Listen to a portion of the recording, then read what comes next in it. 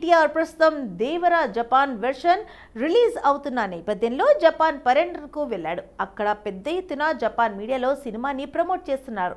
అయితే జపాన్లో junior NTR craze చూస్తే పిచ్చెక్కిపోవడం ఖాయం. ఎందుకంటే ఆయనకు అభిమానులు జెండర్తో సంబంధం లేకుండా బ్రహ్మరథం పడుతున్నారు. ముఖ్యంగా లేడీ ఫ్యాన్స్ అయితే ఆయన కోసం ఎగబడుతున్నారు. ఆటోగ్రాఫ్లు తీసుకుంటూ, సెల్ఫీలు తీసుకుంటూ ఫోటోలకు పోజులు ఇవ్వమని కోరుతున్నారు. దేవర మొదటి భాగం గత ఏడాది ప్రేక్షకుల ముందుకు వచ్చి మంచి హిట్ టాక్ సంపాదించింది. కలెక్షన్స్ విషయంలో కొన్ని ఏరియాల్లో ఇబ్బంది అని ప్రచారం జరుగుతున్నా సరే నిర్మాతలు మాత్రం తాము సూపర్ హ్యాపీ అని చెప్పుకుంటున్నారు.